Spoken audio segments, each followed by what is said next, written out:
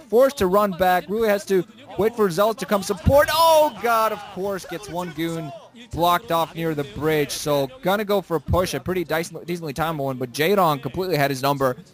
Pumping Zerglings like crazy to intercept that. So Jaedong's timing and just perfect. So he seems to be right from the bat, yet again, taking control of this entire game.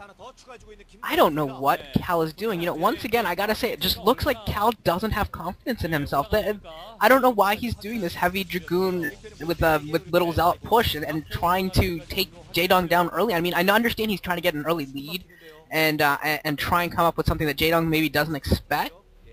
But that's just not going to cut it. Cal just does not seem to have faith in his PvZ. At least that's how I'm reading into this, is that Cal doesn't have faith in his normal PvZ game to take down Jaedong, and he trapped 2 probes. That man, Cal, you know, it's official. Cal has the yips. He is definitely playing sloppy here, and wow, this is really unfortunate for him. Pushing out again with these Zealots and these Dragoons, gonna at least be able to push back the Zerglings this time, but the damage has already been done. I think he's already given Jaedong too much time working off of 3 bases. It's too much mining time already, and with no harassment at all. So I think Jaedong's gonna have such a huge macro lead very, very soon, and is just gonna start dominating this game. Mutalisk out as well.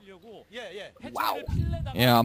Meanwhile, now, I did see Weapons 1 on those Sares, so I'm actually wondering where he's going to go for. Has a lot of Sares. I think that's 6 out there in the air, so they're at least going to be able to start picking off Sares even before they think of trying to actually engage. Jaedong, we're going to run north with a bunch of Zerglings yet again. Wondering when he's actually going to... Don't think he's going to go for an attack. We might actually try to abuse the bridges around here a little bit here. Get on that...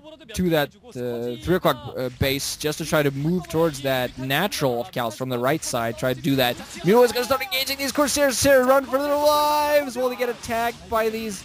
Oh, Scourge. Poor cloning. Oh, man. Poor cloning there, though. So actually not that much damage done. But still a few shots on this Corsair. Lost 2, I believe. Did manage to move in with his Dragoons just in time, but still losing 2 is already pretty bad.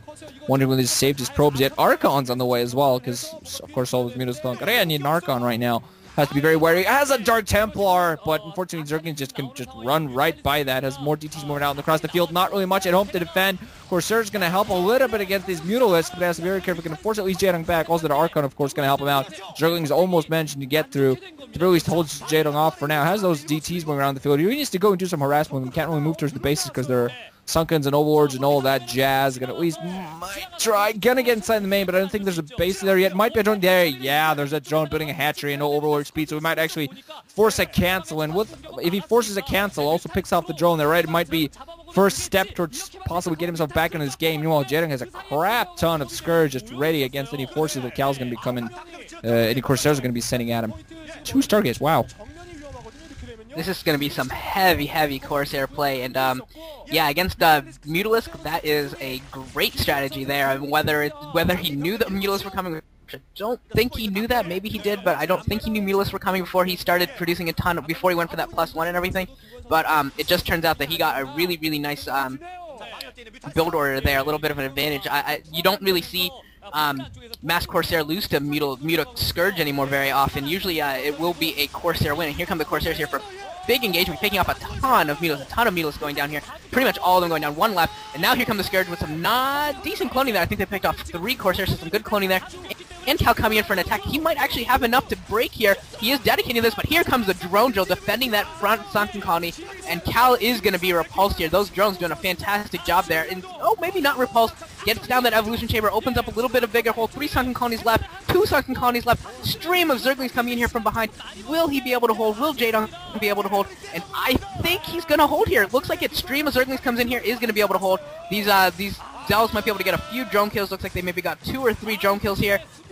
Still a couple of them alive, but Cal, not enough. Not enough from Cal. Cal is once again behind after yet another attack. Corsairs coming in here, picking up the last of the Mutalisks, and still 1 or 2 Zealots left, but there's just no way that they can do enough damage at this point to really make up for it. Looks like a lot of Overlords going to go down, so maybe he can hold off Jaedong for a while here, maybe even get off his 3rd base. So, I mean, he's lost his entire army. He will be at risk. That 3rd base is going to be hard for him to hold, but, you know, he's picking up, what, this is 9th and 10th Overlord, so Jaedong's probably very, very much in the negative. So, you know, Cal, wow, Cal actually doing a great job there picking up that many Overlords. Looks like, I want to say like 12 Overlords dead right now, and that's just absolutely ridiculous. Finally, some Scourge in the air. They're going to force those Corsair back. Probably going to lose a few. Ooh, nice coming in from the front as well. Going to pick a few Corsairs off. Only 3, I think, left alive. But yeah, that for a time there, there was actually absolutely nothing in the air for Jaedong for a little while, and he had no spore colonies whatsoever. So yeah, just Cal doing a pretty good job of taking advantage of that, picking off Overlord all over the place. And yeah, you can see Jaedong forced to spawn an Overlord pretty much every single one of his larvae, whatever. But I think this is going to give the Cal the opening he needs to pick up his third, put down the 3 o'clock base. It's going to take Jaedong a little while to get his forces up to try to start harassing that. And meanwhile, he's also going to a little bit focus on that lower left-hand main, try to get his economy up, try to get himself to 4 bases so he can compete with Cal's third. But Cal still, despite a sloppy start, and I think still has 2 probes trapped inside of his main, still kind of getting himself back in his game. Yes, okay, 1 single probe stuck inside of his main, just sticking around going, please save me, but not coming. Still producing Corsair from 2 Stargates, doing a pretty good job. There's a lot of Zealots out in the field, Archons as well still, just in case Jaedong continues his Muta production, but I think at this point he might actually switch up. Lost an Evo Chamber though, so it's going to take him a little while to continue those upgrades up, but he's probably going to get those hards out in the air, might even get some Lurkers alongside support. I think that would be a pretty good idea against all of these Zealots and Archons out in the field.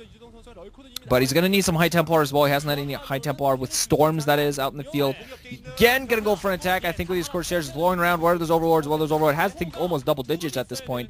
And I really like this. Doesn't really have anything else. No Reavers, nothing like that. Nothing really to support them. Just plain old Corsairs flying all around, all over the field, picking off whatever they can. Finally, robotics facility going to come down, so I just might be eating some words. We might finally see some heavy artillery coming from him soon, unless this is for the observatory, just in case those Lurkers are coming out, so almost like it is going to be for the observatory. More Overlord dead, yee!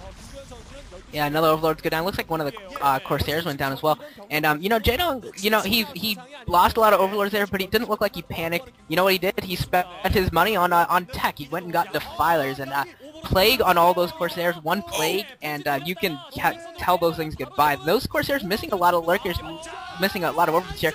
Lurkers coming in here in the back, and it looks like Cal may have actually left a hole for one of the Lurkers. Yes, he did leave a hole there. One of the Lurkers is going to be there, so that Lurker is not going to go down until another cannon. No, I don't think he can get a cannon in range. It's not going to go down until either Storms or an Observer comes out, and that is going to be quite some time. So this third base being completely nullified here, and Zealot's being stood there to get abused. I think Cal might actually be trying to use a little Zealot trick with his Archon, attack his own Zealot to take down the Lurker. And needs one more. There it is. There we go.